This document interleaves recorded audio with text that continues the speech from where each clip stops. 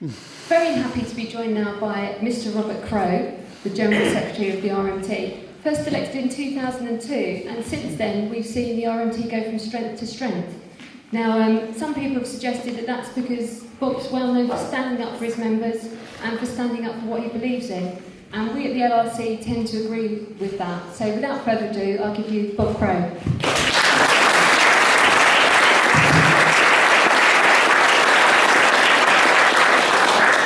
Well, Comrade Chair, comrades, it's a great pleasure to be here today. I'd rather be celebrating that the miners won 30 years ago rather than a setback. I say a setback, not defeated. It's a great pleasure to be on the same platform with ASLEF, who ourselves, at that particular moment in time, wasn't a union. We were two unions then, the National Union of Seamen and the National Union of Railmen. But we worked closely with ASLEF, closely with the National Union of Seamen and the NUR, obviously now the RMT, and the Transport and General Workers Union. It brought out, in my view, the very best of the trade union movement and the very worst of the trade union movement. I started on London Underground in 1977, so I was saying to the region about 7 years in to the membership of the NUR at the time when the dispute started. And the fact is, I still remember, like other people remember, the 1972 and 74 dispute. And now in 72 and 74, mine workers were falling behind the other industries in the pay league, and as a result of that they won the 72 battle, and the Tory government then wanted to make sure that it defeated the miners, and to beat the miners, people still remembered mine workers in 72 and 74, if you remember that particular time, about their fathers and grandfathers that were defeated in 1926 at the general strike. So sometimes it takes a long time to reverse the balance of power between the state or the employer and the worker, and vice versa. You know, it's a battle round of boxing. Some you win, some you lose, but some rounds of boxing last longer than others. But it's when you get to the final round and whether there's a decision given your way, whether you're a successor. Fact is, for a long, long period of time, people said that the mine workers' strike was undemocratic in 84 to 85. There should have been a ballot. And number one, I'm not even going to get involved in that issue because that's regarding the mine workers union. Whether there's ballots or not, don't forget now, we used to have workplace ballots, and we used to have good turnouts in the mess room where people booked on. The Tories done away with that because they said it was undemocratic. I don't know what the difference is between going to your community or your school in a general election or your local election and putting your ballot in a ballot box, and why people shouldn't have the opportunity to ballot at the workplace the same. Of course, there's nothing to do with that. This was a situation where, when people talk about democracy, there have been previous ballots. The Mine Workers Union is a unique union because it's a federation. Ain't one union. There's Yorkshire Miners, there's Kent Miners, there's the clerical section, COSA, mechanics and so on. And as a result of that, the Yorkshire workers did have a ballot. They voted by over 4-1 in favour. But the fact is, just take your mind forward a bit after the 84 to 85 dispute, there was another miners' ballot. And they had a ballot this time in 92 over the second lot of pit closures when Heseltine was the energy minister. And they voted overwhelmingly to take strike action. Still made no difference. They still closed the pits down. And the reality is, at the end of the day, when people were this morning getting their gas bills through for winter, the reality was if the coal pits would still be open, both at Betsale and Snowdon and Kent, in the Yorkshire, in the Durham mines, in the Welsh valleys, in the North Welsh valleys, in Derbyshire, then the price of energy wouldn't be as expensive as it is now. I've used all these arguments, and people have used all these arguments over the years regarding that the Mine Workers Union, it was wrong to go on strike. They shouldn't have gone on strike on March the 5th. Do you think they planned the strike, the mine workers, on March the 5th? The establishment planned the strike to start on March the 5th. They never believed that a group of workers would go on strike for an entire year. The most unselfish strike, in my view, in the history of the trade union movement. Not fighting for higher pay or shorter hours or all of this, but fighting for jobs and fighting for their communities and all the people that rely on the mining industry. And as a result of that, what we've got now is something in the region of about 3,000 miners left in Britain. We're still importing coal, which, with all due respect to the coal that's coming from Colombia and Poland, it's crap, it's ash. Nothing like the fantastic coal that you get down in Wales, where you can look in your face at it. The beautiful coal that comes out of the Welsh valleys. Of course, we've had, in this part of the world, green arguments. against the use of coal. Now, there's no one more worried about the climate than our union, not just on a selfish reason, but for our children and grandchildren.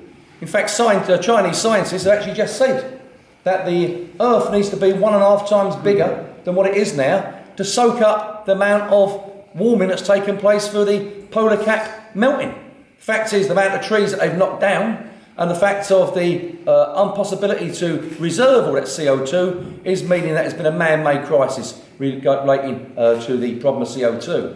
But the reality is that if you use 20% of the profits that come out of coal, you can have complete carbon capture.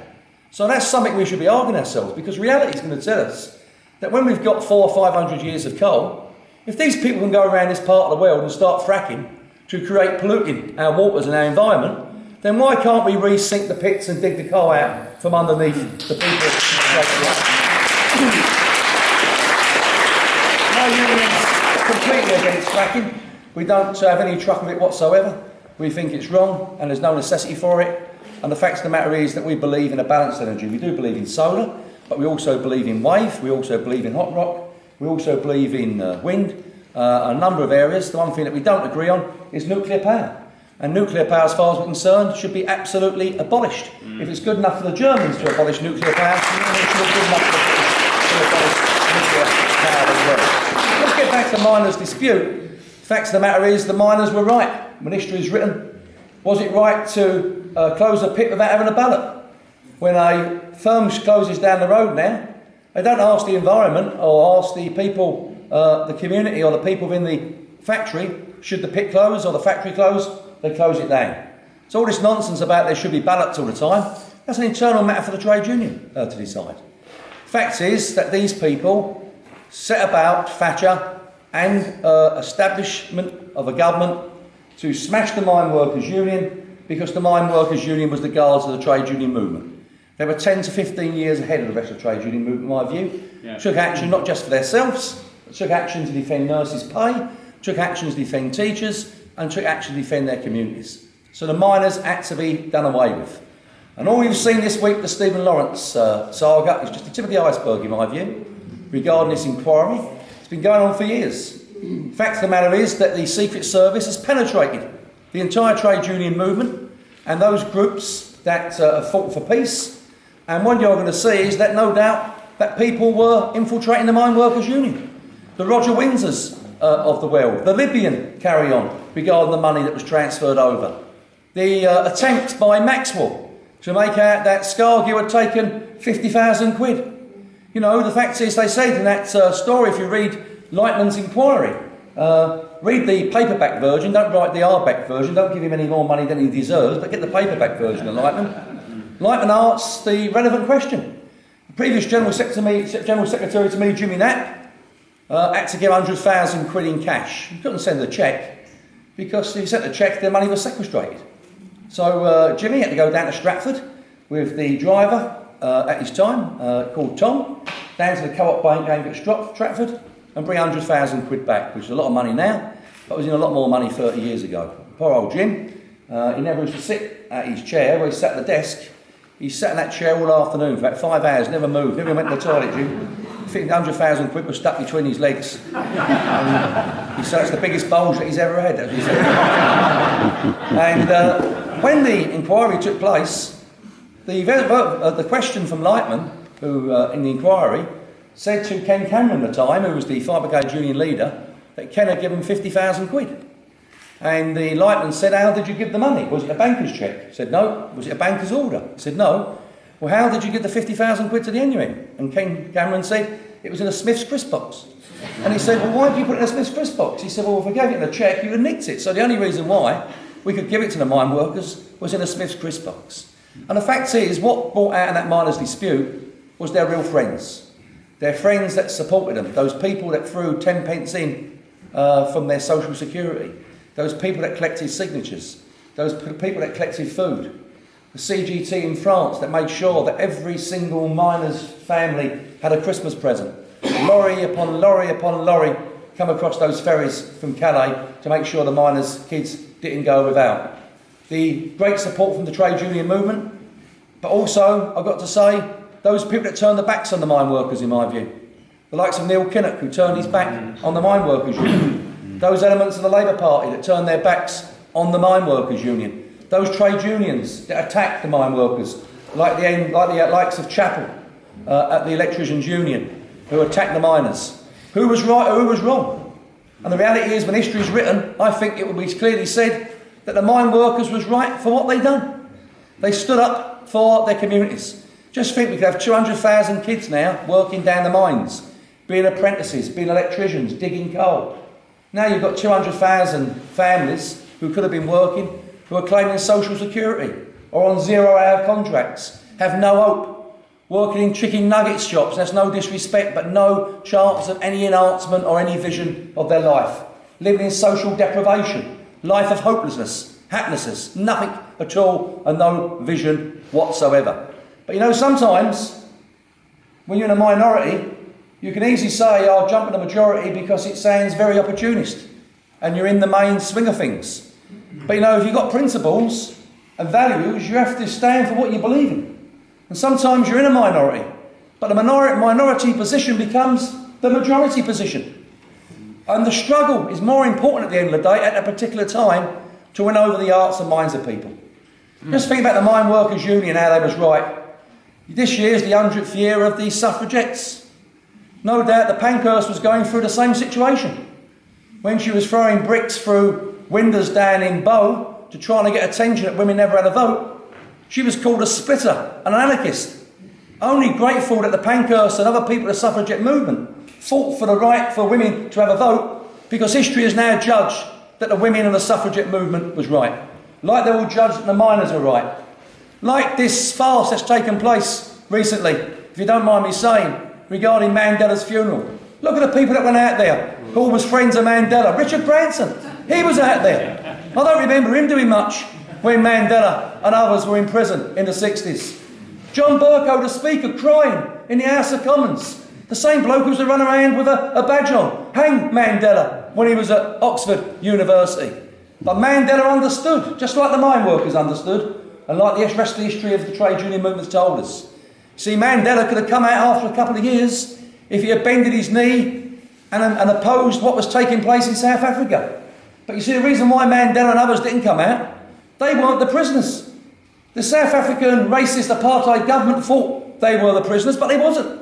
They was holding the South African government as prisoners. Because while they remained in prison, the entire spotlight was on the apartheid government in South Africa. And as a result now, was Mandela and the ANC right? Of course they were right for what they stood for. And that's what has to happen sometimes when you're in a struggle. Sometimes you have to have a setback. Now the reason I open up, and I will finish, Chair, by saying, I don't think the miners were defeated.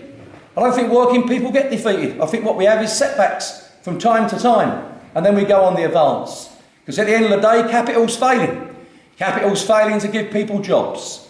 Capital's failing to give people homes.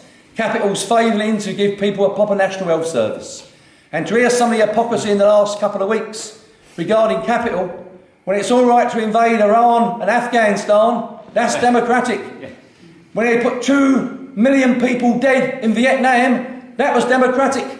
When they dropped more bombs on Germany than they did, dropped more bombs on Vietnam than Germany got for the entire World War II, that's freedom. But any dare other country that tries to attack a capital country and what it stands for, then it's wrong and they shouldn't be doing it. They're the hypocrisies that take place by the same group in America that won't even recognise The Hague for international law.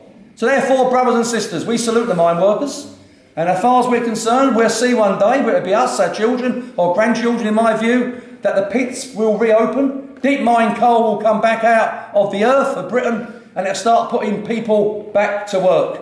What a nonsense that we've got Energy de France dictating across the water what our energy policy should be in Britain, and making profits out of the energy in Britain to give to our own nationalised industry in France. What we should be seeing is one energy industry, not coal, electricity and gas competing against each other, but one energy industry for the people of this country, the consumer and industry. Yeah. We salute the mine workers, the RMT. We salute our other railway colleagues that took action. And by the way, just to give you what the RMT got out of it in 1992. 1992, we took the second lot of strike action for the mining pit community. The British Railways Board gave us an ultimatum: either you carry on working or we stop your check-off.